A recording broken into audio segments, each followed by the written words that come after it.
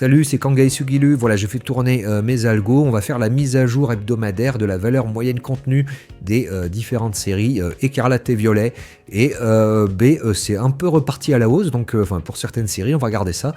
On va faire le tour, hein. Je vais commencer par la dernière série qui est sortie, les deux dernières, Foudre Noire et Flamme Blanche, qui descendaient en ligne droite jusqu'ici. Et bonne nouvelle, hein, c'est remonté assez fort. Et donc, ça semble commencer à indiquer une stabilisation. À un point assez haut, un tout petit peu en dessous de 5 euros par booster, donc c'est vraiment une super série, hein, si ça vient vraiment atterrir à ces niveaux-là, à 5 euros par booster, on est vraiment sur une série vraiment premium, hein, puisque les boosters ont été vendus à 6 euros, tous ceux qui ont fait un peu le plein comme moi en scellé de ces boosters-là à 6 euros se retrouvent avec une valeur contenue de 5 euros, c'est quand même assez énorme. Alors, je pense que ça va quand même continuer de baisser, parce qu'il y a quand même beaucoup d'AR, de Pokémon pas très connus de la 4e génération qui parlent pas à grand monde.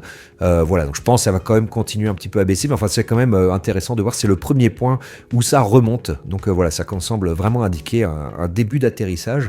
Donc moi je pense toujours que ça va finir par atterrir un peu au niveau de 4,50, là, comme Rivalité Destinée, qui reste un niveau très élevé. Et voilà, donc ça c'est quand même la bonne nouvelle de la semaine, c'est l'atterrissage, le début d'atterrissage de Foudre Noire et Flamme Blanche, et un atterrissage à un niveau très haut. Moi je suis très satisfait d'avoir vraiment fait all-in sur cette série en scellé. Je pense que j'aurais vraiment pas à le regretter. D'ailleurs ça se voit déjà sur les prix des bundles, hein, qui se revendent sur le marché secondaire entre 42 et 44 euros.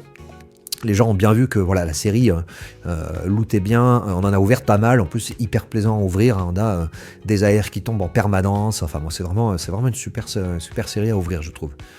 Était très bien équilibré avec des cartes très rares, la BWR, une très belle série. Alors, son seul défaut, c'est que ça parle de Pokémon c'est plein de Pokémon qui parlent pas à grand monde, mais moi je les trouve plutôt jolis, puis les AR sont tellement belles que même les Pokémon, ça les rend vraiment sympathiques.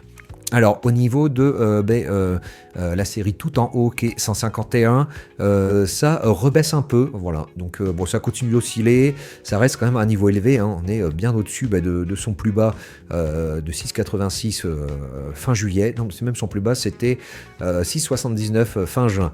Donc elle continue de vivre sa vie à un niveau très élevé. Donc 151 fidèle à elle-même. On voit que évolution prismatique remonte aussi à un bon niveau. Donc une belle remontée d'évolution prismatique. Donc c'est la rentrée et ça fait plutôt plaisir les chiffres. Au niveau de Rivalité Destinée, ça baisse un petit peu. Pareil pour Destinée de Paldea. Rien de dramatique. On n'est pas sur les plus bas, ça oscille.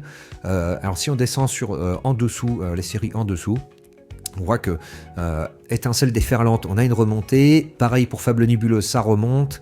On a également une remontée de Aventure Ensemble, et à chaque fois plutôt des belles remontées.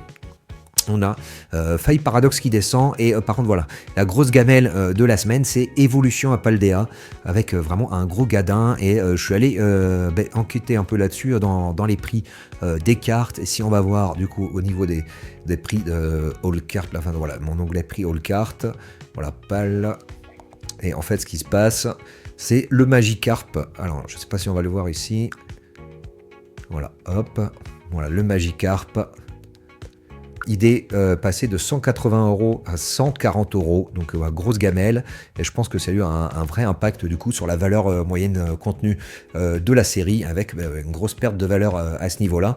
Donc le Magikarp qui tombe très fort. Et du coup, je pense que ça a un impact sur la valeur contenue de évolution à Paldea. Petite baisse également de force temporelle. On a Écarlate et Violet qui remonte pas mal. Au niveau de Mascarade Crépusculaire, ça baisse un peu. Flamme Obsidienne, c'est à peu près plat. Et au niveau de Couronne Stellaire, pareil, c'est à peu près plat. De toute façon, ils sont tous dans un mouchoir de poche là. Ils se marchent un peu les uns sur les autres là. Ils sont tous autour de dans les 2,75 euros. Donc quand même des valeurs contenues, des valeurs moyennes contenues plutôt basses. C'était un peu le point sur la valeur moyenne contenue, l'évolution pour cette semaine. C'était Kangai Sugilu. Je vous dis à bientôt.